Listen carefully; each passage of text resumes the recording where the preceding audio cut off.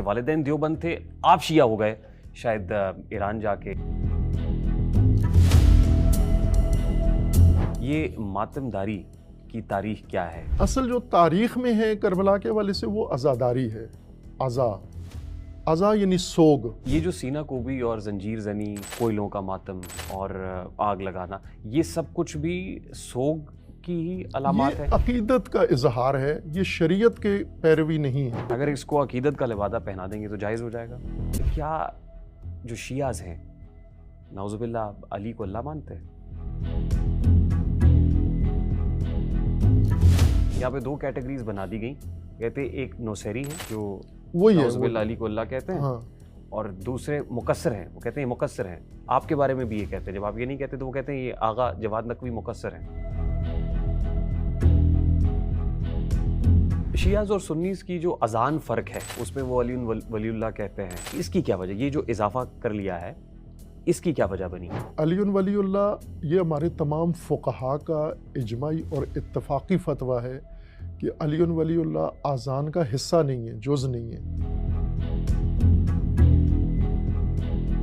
कि आप क्या मुनाजरे से घबराते हैं, खाइफ रहते हैं, कतराते हैं, क्या वजह है? मेरा सवाल ये है कि हजरत अली मुर्तज़ा रज़ियल्लाहु ताला अन्हु के वो बेटे जो करबला में शहीद हुए, अबू बकर बिन अली, उमर बिन अली, उस्मान बिन अली का तस्करा अहले दिशी क्यों नहीं करते? इसकी वजह क्या है?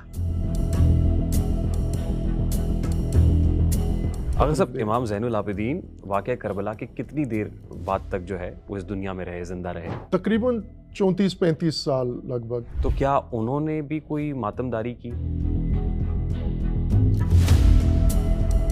उन्हें आख्या जनाब इमाम हुसैन को किसने शहीद किया? आप हो सके जी कूफे वाले शिया ने किया, शिये सन उन्हें बेवफाई की थी।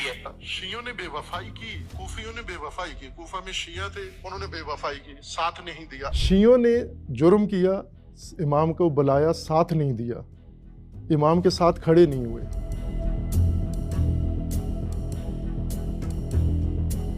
ईरान से स्पॉन्सरशिप नहीं आती आपको? कितने लोग हैं, कितना पैसा माहाना खर्चा आता है, रेवेन्यू कितना जनरेट होता है? 24 घंटे मुकम्मल तौर पर यहाँ बिजली रहती है। ये सोलर कोई बिजली फ्री जोन है क्या? ये पूरे मुल्क में बिजली जा रही है, उर्वतुल वुस्का में बिजली नहीं जाती। तो ये सब कुछ तो किसी बहुत ही मुनाफा बख्श इदारे में मुमकिन है कि इंतहाई प्रॉफिटेबल ऑर्गेनाइजेशन हो, तभी ये सब कुछ हो सकता है। तो आपकी ऑर्गेनाइजेशन भी प्रॉफिटेबल फॉर प्रॉफिट ऑर्गेनाइजेशन? हम स्कूल बच्चों, स्कूल वाले जो स्कूल तालीम पढ़ते हैं उनसे 5000 माहाना लेते हैं। कर्ज किससे लेते हैं हम? कर्ज ये भी हमने एक स्कीम बनाई है। लेकिन जब कर्ज और क्रेडिट की इस्तेलाह इस्तेमाल होती है तो फौरन सूद की इस्तेलाह ज़हन में आती है। तो क्या आप सूद पे चलते हैं? आप जामिया उर्वतुल वुस्का के तनख्वाहदार मुलाजिम हैं? मैंने कभी ज़िंदगी में तनख्वाह नहीं ली, मुआवजा नहीं लिया, उजरत नहीं ली। तो आपके पास भी कोई ऐसी करामत है कि आप तकिया उठाते हैं और तकिए के नीचे से बहुत सारे पैसे निकल आते हैं? कितनी गाड़ियाँ आपके पास? एक गाड़ी मेरे बेटे की है, वो घरेलू इस्तेमाल के लिए छोटी गाड़ी हो। लेकिन आपके पास जो भी है वो अकीदतन नजरानतन तोहफतन है। ये बात मैं किसी दावे की बुनियाद पे नहीं बल्कि एविडेंस की बुनियाद पे कर रहा हूँ, क्योंकि जिस वक्त मुझे यहाँ आना था तो मैंने देखा कि बहुत से ऐसे लोग हैं जो मंबर पे बैठ के ये कह रहे हैं कि आगा जवाद नकवी दीन से फिरे हुए हैं। तुम्हारे जाने से मस्जिद बंद हो जाएगी, ये तुम्हारी वजह से मजलिस नहीं हो रही, तुम्हारी वजह से जुलूस नहीं निकल रहा, ये तुम्हारी वजह से सारे काम नहीं हो रहे, तुम्हारी इज्जत इनकी वजह से है। भारी फीसें लेके, पैकेज लेके मजलिस पढ़ना, ये उनका दीन है। खून हुसैन बेचना, तजारत करना।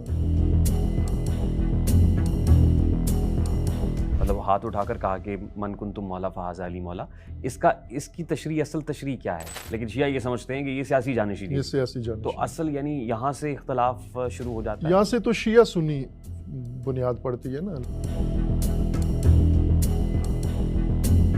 जो शियाज हैं वो हज़रत अमीर माविया की तकरीम क्यों नहीं करते हैं, अदब क्यों नहीं करते हैं? लाहौर शहर के अंदर इतना बड़ा इंफ्रास्ट्रक्चर, इतनी सारी ज़मीन, ये आपको किसने दिए? दीनी इदारे इज़्ज़त आबरू से नहीं बनते, इदारे की बुनियाद रख देते हैं, फिर तकमील के लिए चंदे मांगना पड़ते हैं, घर घर जाना पड़ता है। जब मैं यहाँ आ रहा था तो बहुत सी आवाज़ें कान पड़ रही थी। आपके बारे में ये तासुर दिया जा रहा था कि आप कोई गैर मुल्की एजेंट हैं। खलीफा अव्वल, खलीफा दोम और खलीफा सोम के हवाले से भी जो लबो लहजा इस्तेमाल किया जाता है, क्या ये दुरुस्त है? फ़िरक़ों से तवक्को कभी भी ना रखें आपके फ़िरक़ा अपने फ़िरक़े से दस्तबरदार होके तारीख़ी हकीकत या दलील को फॉलो करेगा।